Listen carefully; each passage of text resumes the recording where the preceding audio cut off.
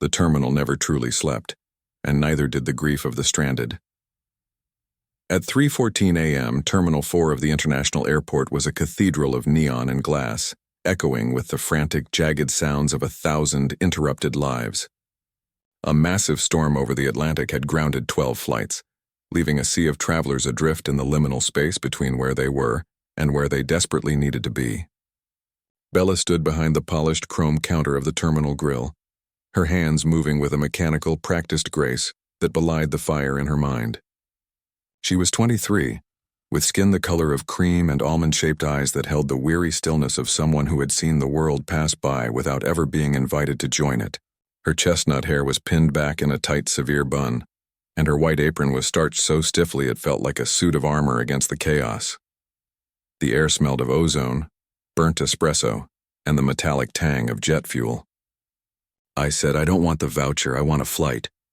The man at the front of the queue was red-faced, his voice a serrated blade of frustration. He was shouting in rapid-fire Cantonese, his hands slamming against the counter's edge. Behind him, the queue snaked into the shadows of the concourse, 100 faces etched with the same desperate exhaustion. The manager, a man named Gary who had long ago traded his soul for a corporate handbook, was sweating. "Sir, please, I don't know what you're saying. You need to go to the gate agent." Bella didn't look up from the coffee she was pouring. She didn't have to. She heard the specific tonal shift in the man's voice, the dialect of the Pearl River Delta, thick with a specific kind of regional anxiety. "Sir?" Bella said, her voice cutting through the noise like a silver thread. She spoke in perfect, fluid Cantonese, her tone dropping into a soothing, respectful cadence.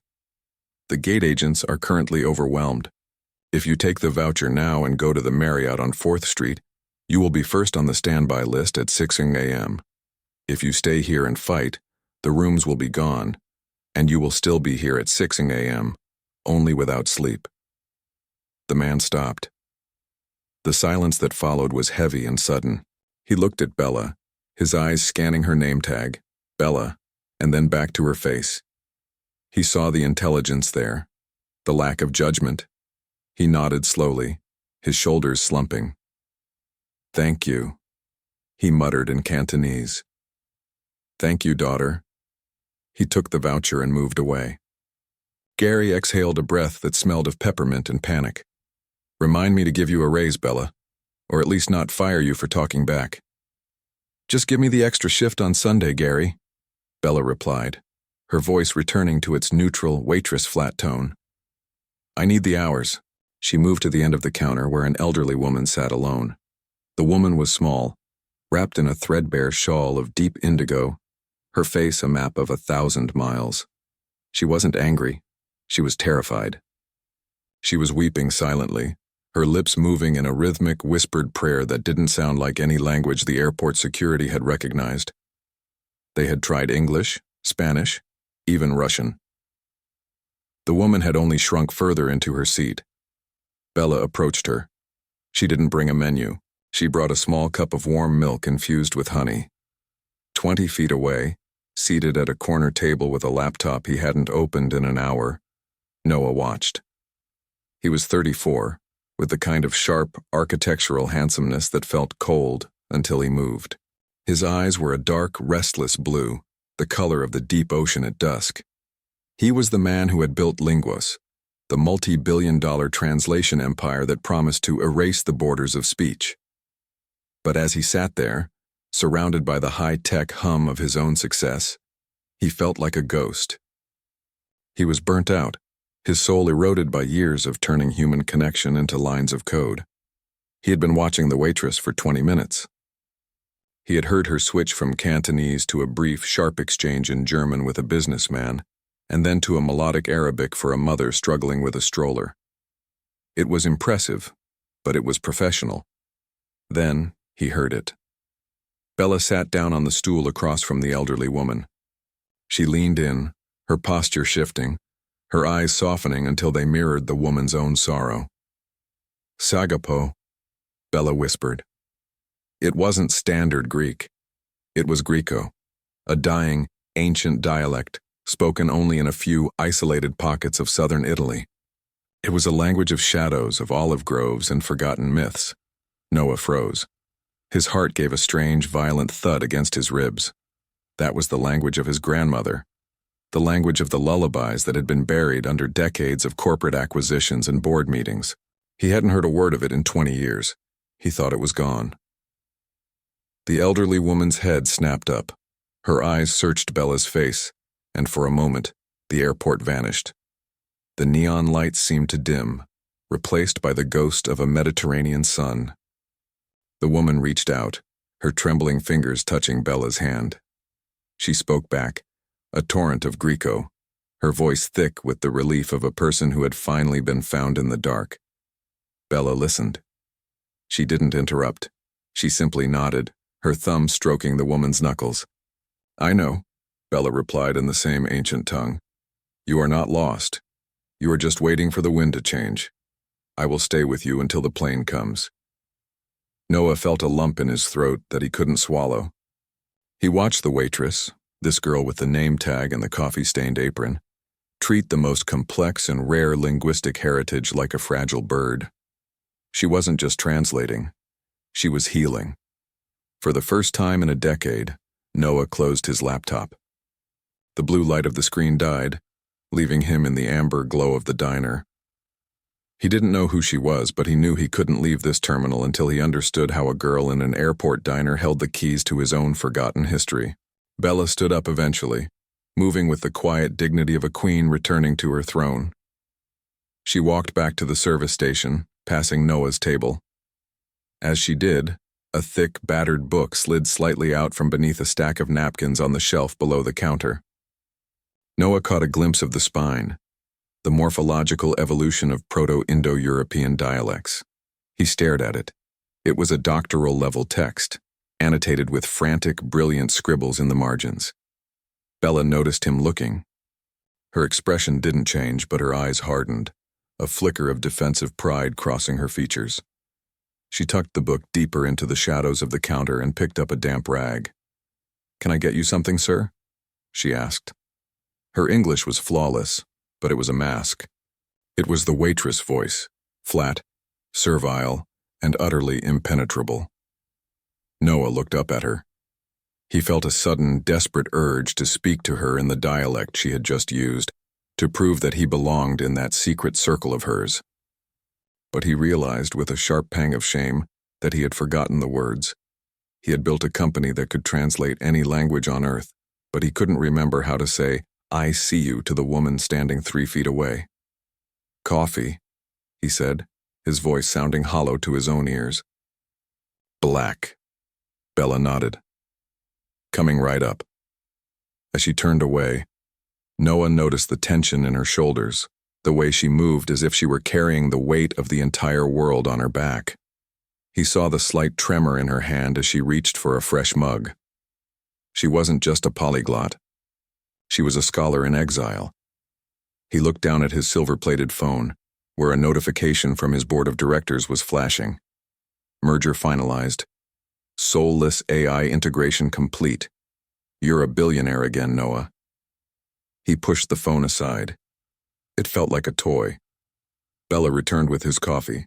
She set it down with a click. She didn't linger. She didn't offer a smile. She was already looking past him, her mind scanning the terminal for the next person who needed to be understood. "Wait," Noah said. Bella paused, her hand still on the handle of the coffee pot.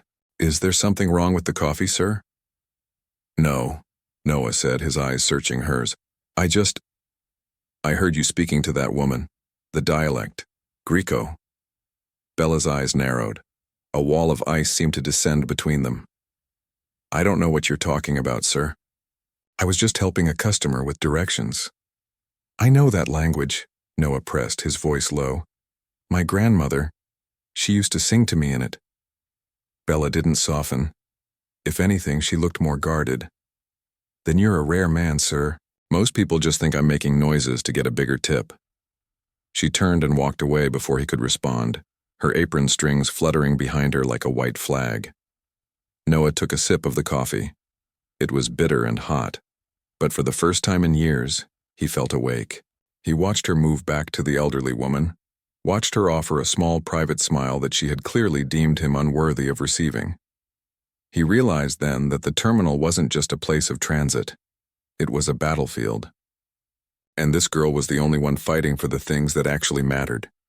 The storm outside continued to howl, rattling the glass of the massive terminal windows. Planes sat like frozen giants on the tarmac, their wings coated in ice. But inside the terminal grill, a different kind of storm was brewing. Noah pulled a napkin toward him. He didn't reach for his laptop. He reached for a pen. He wrote a single word on the napkin, a word in the rare dialect, a word for homeward. He left it on the table with $100 bill and walked out into the terminal, his heart racing with a strange, terrifying hope. Bella, clearing the table 10 minutes later, picked up the napkin. She stared at the word, her breath hitching in her chest. She looked toward the sliding glass doors of the terminal, where the rich, lonely man had disappeared into the crowd. She folded the napkin and tucked it into the pocket of her apron, right next to her heart. The symphony had begun, and for the first time in her life, someone was actually listening. Noah returned the next day, and the day after that. He didn't come in the sharp, charcoal suit of a billionaire. He arrived in a soft navy cashmere sweater and worn jeans, looking less like a titan of industry and more like a man who had finally put down a heavy burden. He took the same corner booth, the one where the shadows of the terminal support beams fell across the table like the bars of a cage. Bella saw him the moment he stepped through the glass doors. She was balancing a tray of steaming breakfast platters for a group of rowdy sports fans, but her internal radar, usually tuned to the rhythm of the airport, caught the specific, measured pace of his walk. She didn't approach him immediately. She let him sit. She let the world rush around him, the frantic announcements of gate changes, the squeak of janitorial carts, the distant muffled roar of a jet engine testing its limits. When she finally walked over, her face was a mask of professional indifference. She held a fresh pot of coffee, the steam dampening the stray wisps of hair at her temples. "Coffee, sir?" she asked. Her English was flat, a wall built of vowels and consonants designed to keep him at a distance. Noah didn't look at the coffee. He looked at her hands. He saw the faint reddish chafe on her knuckles from the industrial dish soap and the way she gripped the handle of the pot, not with weakness, but with a weary, stubborn strength. "Please," he said. As she poured, he didn't speak. Instead, he slid a small torn piece of high-quality vellum across the table. It wasn't a $100 bill this time. It was a single sentence written in a script so ancient it looked like bird tracks in the sand. "Odeis amusos esito." Bella's hand faltered, just for a fraction of a second. The coffee nearly splashed the rim of the cup. She knew that sentence. It was the inscription over the entrance to Plato's Academy, "Let no one ignorant of geometry enter." But Noah had changed one word. He had replaced geometry with musike, the art of the muses, the soul of language. Let no one ignorant of the soul enter. She didn't look at him. She set the pot down and reached into her apron pocket for a pen. It was a cheap, plastic ballpoint with the logo of a car rental agency, but she held it like a scalpel. On the corner of his paper placemat, she wrote a single word in Sanskrit, her handwriting precise and elegant despite the grit of the diner table. "Divani." She walked away without a word. Noah stared at the word. Divani. In Indian poetics, it referred to the echo of a poem, the hidden meaning that resonates in the heart long after the words are spoken. She hadn't just answered his riddle. She had raised him. She was telling him that she knew he was looking for the echo of his own life. For the next week, the Socratic game became the secret pulse of Terminal 4. The airport was a place of shallow transactions, money for food, tickets for travel, smiles for tips. But in the corner booth of the terminal grill, a high-stakes intellectual sparring was taking place in total silence. Noah would arrive with a riddle of syntax or a rare phoneme from a lost Amazonian tribe. Bella would respond while refilling his water, sometimes with a single Greek root word, sometimes with a subtle correction to his Latin grammar that left him reeling. The romantic tension was a slow-burning fuse. It wasn't built on touches or glances. It was built on the terrifying intimacy of being truly understood. Noah began to realize that he wasn't testing her anymore. He was chasing her. He was rediscovering the magic of language through the hands of a woman who smelled of maple syrup and old books. On the 8th day, the rain returned, turning the runways into sheets of gray slate. The diner was nearly empty, the silence punctuated only by the low hum of the refrigeration units. Bella was leaning against the service station, her eyes closed for a brief stolen second. She looked pale. The shadows under her eyes were no longer just signs of a long shift. They were the marks of a deeper structural exhaustion. Noah walked to the counter instead of his booth. He didn't have a piece of paper. "You're working a triple shift," he said softly. Bella opened her eyes. The waitress mask was brittle today. "I'm working the shifts Gary gives me, sir. It's a busy season." "It's 4 a.m., Bella. You were here at 4 p.m. yesterday. I saw you." Bella straightened her apron, her jaw tightening. "Is there something I can get for you, or are you just here to audit my hours?" "I want to know why," Noah pressed, leaning his elbows on the laminate counter. A woman who can identify a 14th century morphological shift in a dying Italian dialect shouldn't be scrubbing egg yolk off a counter in an airport. You're not just a polyglot. You're a master. Why are you hiding? Bella's eyes flashed with a sudden, sharp anger. She leaned in, the scent of her, faint vanilla and tired skin hitting him like a physical blow. "Hiding? You think this is hiding?"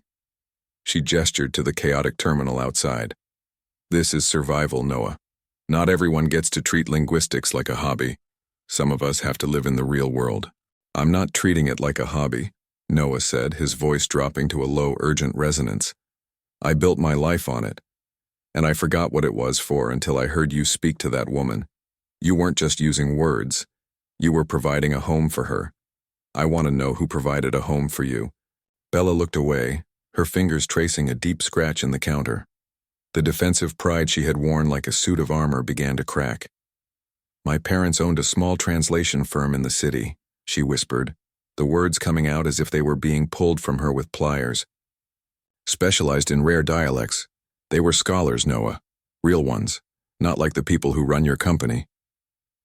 Noah winced at the hit, but he didn't interrupt. "They took a loan," she continued, her voice trembling, "to digitize an archive of indigenous South American languages. They thought it would save the world's history. But the market crashed, the tech failed, and the bank didn't care about history. They cared about the interest. My father had a stroke 6 months later. My mother followed him a year after that. I inherited the mission, Noah, and I inherited the debt." She looked at him then, her eyes shimmering with unshed tears and a fierce, defiant light. "Every cent I make here, every tip, every double shift, every hour I spend studying while my feet bleed, goes to the collectors. I'm not hiding. I'm paying for the right to keep their books." Noah reached across the counter. He didn't touch her hand, but he held it there, an inch of space between them that felt like a bridge over an abyss. "Let me help," he said. The response was instantaneous. Bella recoiled, her face hardening into a mask of stone. "I am not a project, Noah," she spat. "And I am not one of your untranslatable words. I am a person. If you want to help, order a sandwich and leave a 20% tip like everyone else. Don't look at me like a charity case just because you finally found a girl who can read your grandmother's lullabies." She turned and walked into the kitchen, the swinging doors slapping shut behind her with a sound like a gavel. Noah sat at the counter for an hour after she left. The terminal moved on, oblivious to the collapse of the world in the corner diner. He looked at his hands, the soft, clean hands of a man who had solved every problem with a checkbook or an algorithm. He realized then that he had made a catastrophic error. He had tried to translate her pain into a transaction. He had tried to buy the ending of a story that she was still writing with her own blood and sweat. He pulled a napkin toward him. He didn't write a riddle this time. He didn't write a root word. He wrote a phone number and a name, the International Council for Endangered Voices. He left the napkin on the counter, but he didn't leave a $100 bill. He left a single, small silver coin, an ancient drachma his grandmother had given him for luck. As he walked toward the sliding glass doors, he didn't feel like a billionaire. He felt like a student who had just failed his most important exam. But as the salt-heavy wind of the tarmac hit him, he knew one thing for certain. He wasn't going to save Bella. He was going to ask her to save him. The Socratic game was over. The war for her heart had begun. If this story is captivating you, subscribe to the channel and leave a like. It really helps us bring you more stories like this. The revelation didn't happen in a boardroom or through a dramatic unmasking. It happened in the mundane, greasy reality of the 5:09 a.m. turnover. A passenger had left a discarded copy of The Global Economist on table 6. Bella was swiping a rag across the surface, her mind drifting to the weight of the silver drachma currently tucked into the coin pouch of her apron. The coin had felt like a secret, a shared, silent acknowledgement of a world that existed before interest rates and AI. Then, she saw the cover. Noah Blackwood, the prophet of the post-language era. Can Linguos solve the human glitch? Bella froze. The magazine slipped from her fingers, hitting the linoleum with a dull thud. The man on the cover was leaning against a glass desk, wearing the same navy cashmere sweater he had worn to the diner 2 days ago. His expression was the one he used when he looked at her, restless, searching, and terrifyingly intelligent. But the headline, "The Human Glitch." Bella felt a cold, hollow sensation open up in her chest. She had spent 4 years of her life fighting the ghost of this man. In her senior year of linguistics, she had written a 40-page thesis titled, "The Semantic Grave: How Algorithmic Translation Erases the Cultural Soul." She had used Linguos as her primary case study. She had called him a digital colonizer who traded the poetry of human nuance for the efficiency of a machine. And for 2 weeks, she had let him sit in her corner booth and feed her riddles. She had let him see her. When the glass doors of the terminal slid open and Noah walked in, the atmosphere in the diner didn't just change. It curdled. He didn't go to the booth. He walked straight to the counter. He saw the magazine lying there, face up. He saw Bella's face, which had gone from the pale exhaustion of a waitress to the razor-sharp clarity of a woman who had just realized she was being hunted. "Bella," he said. His voice was no longer the soft cadence of the Socratic game. It was the voice of a man used to commanding a room. "Mr. Blackwood," she replied. The name felt like a piece of glass in her mouth. She didn't offer coffee. She didn't offer a seat. She stood behind the counter, her hands gripped so tightly on the edge of the laminate that her knuckles turned white. "I was going to tell you," Noah said, his eyes moving to the magazine and back to her. "I didn't come here to deceive you. I came here to find something I lost. I found it in you." "What did you find, Noah? A new data set?" Bella's voice was a low, dangerous vibration. "A way to refine your algorithms so you can finally kill off the rest of the rare dialects? Was the Greco woman just a test run for a new app?" Noah flinched. "It wasn't like that. I didn't know who you were until I saw your textbooks. Then I did some research. I read your paper, Bella, the one on the semantic grave." Bella let out a short, jagged laugh. "Oh, so you've met your critic. Did you come here to bribe me into silence? Or were you just amused that the girl who called you a digital colonizer was serving you eggs for $7.50 an hour?" "I read it because you were right," Noah said, stepping closer. The air between them was thick with a new, volatile kind of electricity. "I built a machine that could translate words, but it couldn't translate the why. My board is pushing for full AI integration, no human oversight. They want to turn language into a utility, like water or electricity. And I realized, reading your work, that if they do that, the echo is gone forever." He reached into his pocket and pulled out a leather-bound folder. He laid it on the counter, pushing it toward her. It looked like a contract. "I'm launching the Blackwood Heritage Foundation," he said, his voice urgent. "I want you to be the director of linguistic integrity. I don't want you in an apron. I want you in a lab, in the field, in my ear. I want you to teach the machine how to feel. I'll pay off your family's debts today. All of them.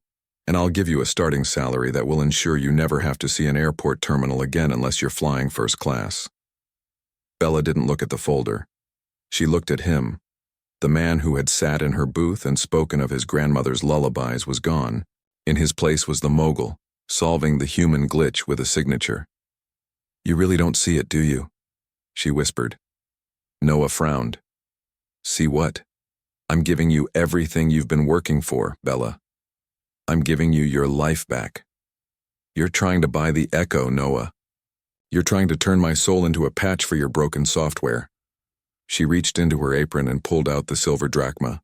She slammed it onto the folder. The metallic clink was the loudest sound in the diner. "I thought that coin meant you understood that some things are sacred because they can't be bought. I thought you were looking for a home. But you're just looking for an upgrade. Bella, be reasonable." "I was reasonable for 3 years," she shouted, her voice finally breaking the hushed reverence of the terminal. "I worked 3 jobs. I studied in the dark. I protected my parents' books from people like you who think everything in the world is just a resource waiting to be mined. You didn't fall for me, Noah. You fell for a solution to your PR problem. You want the waitress prodigy to tell the world that your tech has a heart? Well, it doesn't, and neither do you." She untied her apron with trembling fingers. She threw it onto the counter, covering the magazine and the contract. "Gary," she yelled toward the back, "I quit." "Bella, wait." Noah reached out, his hand finally closing over her wrist. It was the first time they had touched. The heat of it was a shock, a sudden, blinding bridge of physical reality that made them both gasp. For a second, the intellectual war stopped. Noah's eyes were wide, filled with a desperate, raw vulnerability that wasn't in the magazine photos. Bella's breath hitched, her heart hammering against her ribs like a trapped bird. But the bridge was built on a foundation of salt. Bella pulled her arm away as if his skin had burned her. "Don't," she choked out. "You've translated enough of me for one lifetime." She turned and ran. She ran past the stunned travelers, past the security checkpoints, out through the sliding glass doors, and into the gray, rain-soaked dawn of the city. Noah stood at the counter, his hand still vibrating from the touch of her skin. He looked down at the silver drachma resting on his corporate contract. He had tried to build a bridge with gold, only to realize he had burned the only one that mattered. Bella's apartment was a tomb of paper. Located in a basement unit 2 blocks from the train tracks, it smelled of damp brick, chamomile tea, and the sweet vanilla scent of decomposing lignin, the old book smell that had been the perfume of her childhood. Every wall was lined with precarious stacks of journals, some bound in rotting leather, others held together by her father's meticulously placed archival tape. This was the archive, the last physical record of voices that the digital world had forgotten. Bella sat on the floor, her back against a stack of 19th century phonology journals. Her fever had spiked, the result of 3 years of triple shifts finally demanding payment from her body. She held a cold compress to her forehead, her eyes tracing the familiar titles in the dim light of a single desk lamp. A heavy, rhythmic pounding at the door shook the frame. "Bella Rossi, we know you're in there." The voice was gravelly, devoid of the echo she cherished. "The grace period ended at midnight. We're here for the physical assets. The books, Bella. Open up or we bring the lockbreaker." Bella's heart hammered against her ribs. She looked at the stacks. To the bank, these were assets to be pulped or sold to private collectors. To her, they were her father's breath. Before she could stand, the pounding stopped, replaced by a low, authoritative murmur. Then, a click. The door didn't burst open. It was opened with a key. Noah stepped into the room. He looked out of place in the cramped, dusty space, his tailored coat brushing against stacks of fragile history. Behind him, 2 men in cheap suits stood awkwardly in the hallway, looking as if they had just been dismantled by a team of high-priced lawyers. "They're gone, Bella," Noah said softly, closing the door and shutting out the world. "My legal team is at the bank's headquarters right now. They aren't paying the debt. They're challenging the predatory nature of the interest accrual. The books stay, for now." Bella didn't thank him. She couldn't. She She looked at him with eyes bright with fever and fury. You just can't help yourself, can you? You have to be the architect of every outcome. I'm not here to be an architect, Noah said, stepping over a pile of dictionaries. He looked haggard. The prophet of the post-language era looked like a man who had just seen a ghost. I'm here because I broke something, and you're the only one who can fix it. He sat on the floor across from her, ignoring the dust on his trousers. He pulled a tablet from his bag, the very device Bella despised. On the screen was a transcript from a medical relief camp in the high Pamir Mountains. My AI handled the translation for a group of doctors treating a localized outbreak. Noah's voice was hollow. It translated the word for reaction as remedy. They gave the wrong dosage to 6 children. The AI saw the syntax, Bella. It saw the root. But it didn't see the cultural context. The way that specific tribe uses irony in medical descriptions to ward off bad luck. It missed the echo. He looked at her, and for the first time, the power imbalance vanished. He wasn't the billionaire offering a job. He was a student begging for the truth. They're stable, but they're still at risk. I need the nuance, Bella. I need the specific dialectical variations of the Shugni language that aren't in any database. I need your father's notes. Bella looked at the tablet, then at the man. The Tower of Babel wasn't just an ancient myth to her. It was the reality of a world that thought it could conquer communication through brute force. Help me, Noah whispered. Not for the Foundation, not for me. For the kids who are currently caught in the semantic grave you warned me about. Bella reached out, her hand trembling as she took the tablet. The Socratic game had become a triage. For the next 8 hours, the basement apartment became a war room. The physical proximity was suffocating. They worked side by side on the floor, shoulders touching, surrounded by open books and flickering screens. Noah tracked the data, while Bella dived into her father's handwritten journals, finding the subtle human glitches that a machine would never see. As the dawn began to gray the small high windows of the basement, they found it. A specific vowel shift that indicated a negative imperative, a don't hidden inside a do. There, Bella whispered, pointing to a smudge of ink in a 1974 journal. It's a linguistic protective measure. They never state a medical negative directly. The AI took the literal meaning and killed the intent. Noah's fingers flew across the screen, relaying the correction to the medical team on the other side of the world. When the confirmation came back, dosage corrected, patient stabilizing, the silence that followed was heavy and sacred. Noah leaned back against the bookshelf, his eyes closing in relief. You were right, he said. In every paper, in every argument. I thought I was building a bridge. I was just building a louder megaphone for a world that wasn't listening. Bella looked at him, the fever finally breaking into a cold sweat. She saw the drachma sitting on her desk, right next to the $100 bill she had never spent. Noah, she said, her voice barely a whisper. He turned his head. In the cramped space, their faces were inches apart. The smell of dust and old paper seemed to amplify the heat between them. This wasn't the professional distance of the diner. This was the raw, unedited syntax of 2 people who had finally found the same frequency. I didn't want to be right, she said. I just wanted someone to care about the soul of the word as much as I did. Noah reached out, his hand cupping her jaw. His thumb brushed against her lower lip, a gesture so intimate and grammatically perfect that it felt like a vow. I care, he breathed. I spent my life translating the world, but I was only waiting for someone who could translate me. He didn't kiss her. Not yet.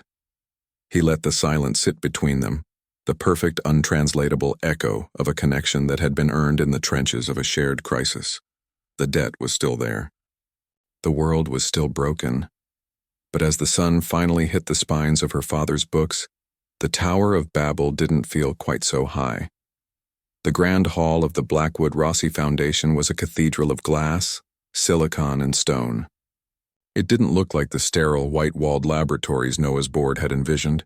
Instead, it felt like a living archive. Thousands of original journals, the very ones the debt collectors had once deemed pulp, now sat behind climate-controlled glass, their spines forming a mosaic of human history that surrounded the world's most advanced server hubs. Bella stood in the wings of the stage, her reflection caught in a dark glass panel. She was wearing a gown of midnight blue silk, the color of the Atlantic at the exact moment the sun disappears.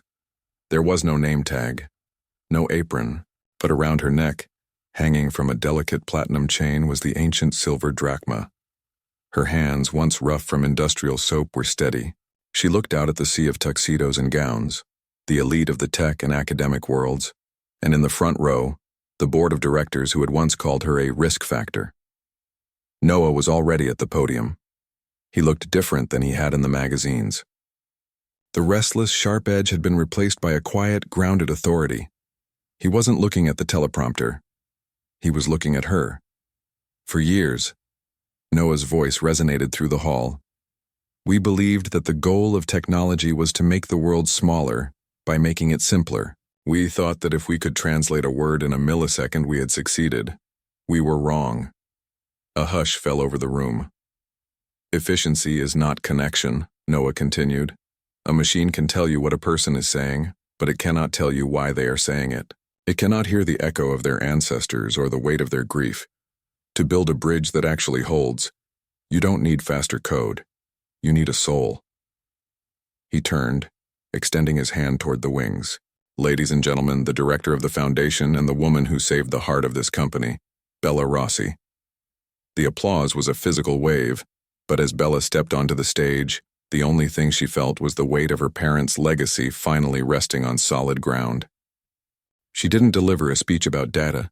She told the story of the Greco woman in the airport. She spoke of the semantic grave and how every forgotten word is a lost way of seeing the world. She watched the board members, men who had spent their lives counting pennies, stare up at her in a silence that looked remarkably like reverence. They weren't looking at a waitress.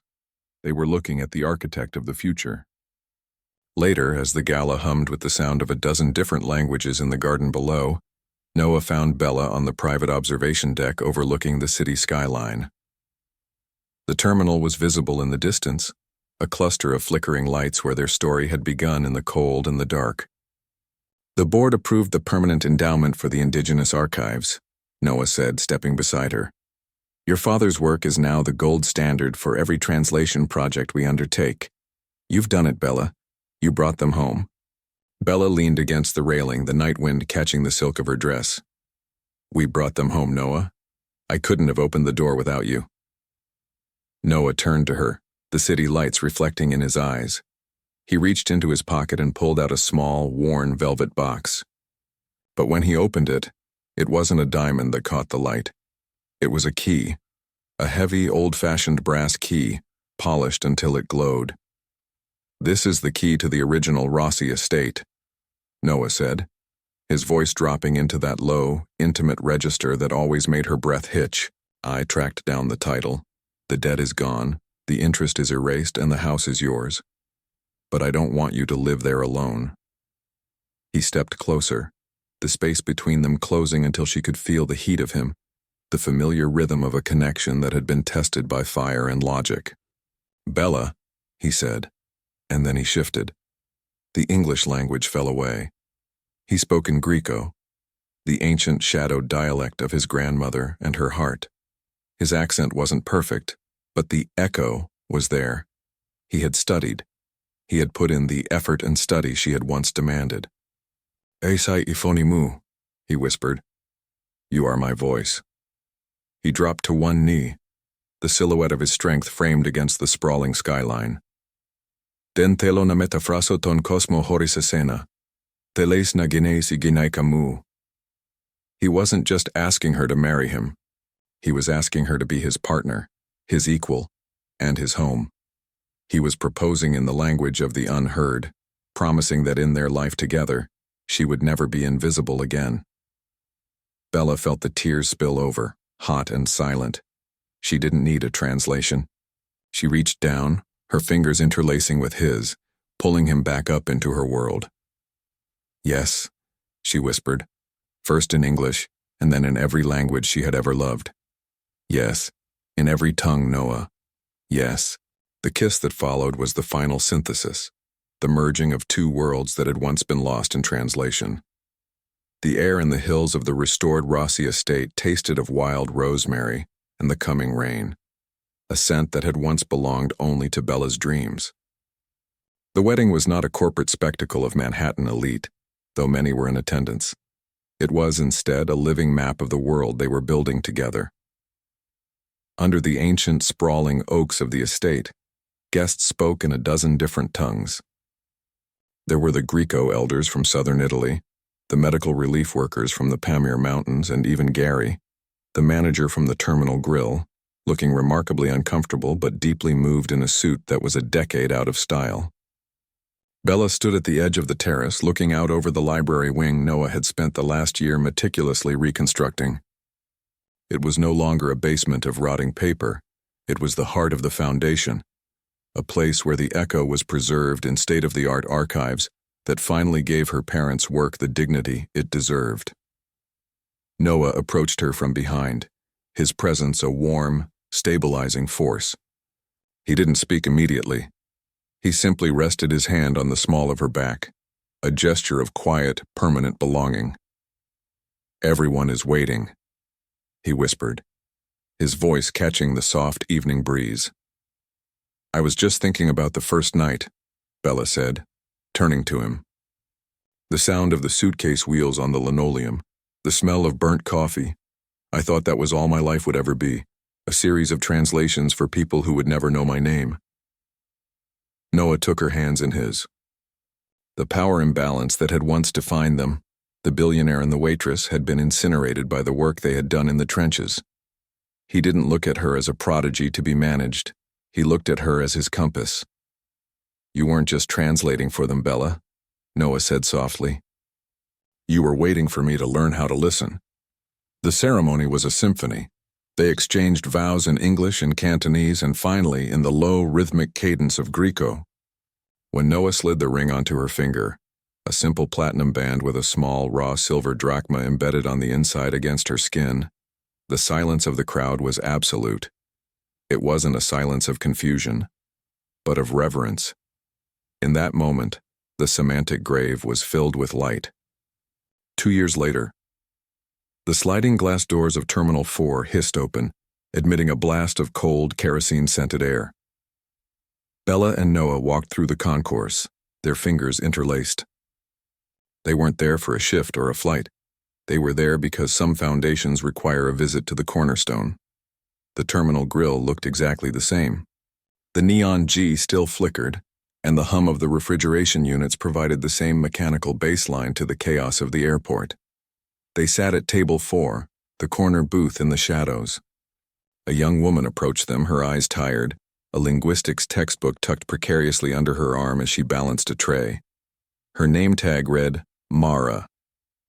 "Coffee, folks?" she asked, her voice flat with the familiar exhaustion of the liminal space. Bella looked at the textbook, a study on the phonetic structures of Quechua. She looked at Mara, seeing the ghost of her own invisible years. "The Quechua vowel shifts are tricky," Bella said, her voice warm and clear. "Especially in the southern dialects. They use them to indicate the speaker's emotional distance from the story they're telling." The young waitress froze. She looked at Bella, then at the textbook, and finally at the man sitting across from her. Recognition dawned in her eyes, the kind of recognition that changes a life. You're Bella Rossi," the girl whispered. "I was," Bella replied, sliding a business card across the laminate table. It wasn't a tip, and it wasn't a bribe. It was an invitation. And if you're interested in the why behind those shifts, the foundation is looking for someone who knows how to listen while the world is rushing by. Call me when your shift ends." As the girl walked away, her steps suddenly lighter, Noah reached across the table. He took Bella's hand, his thumb tracing the wedding band. "You're still doing it," he murmured, his eyes filled with a pride that had become the bedrock of their life together. "Building bridges in the most unlikely places." "It's the only way to ensure the echo doesn't fade, Noah," she said. They sat in the diner for another hour, two people who had found a home in the one place designed for people to leave. The debt was gone, the books were safe, and the silence between them was no longer a wall, but a shared language that required no translation. As they walked out of the terminal and toward the parking lot, the dawn began to break over the city, painting the glass of the airport in shades of gold and violet.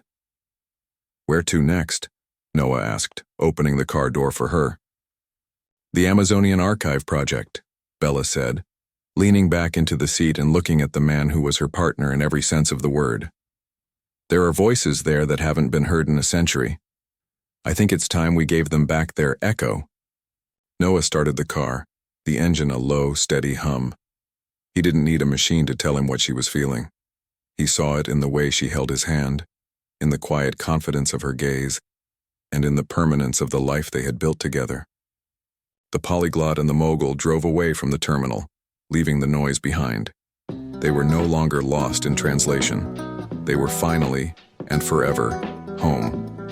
If you like this story, please leave a comment. I read every single one. Thank you very much for watching, and until next story.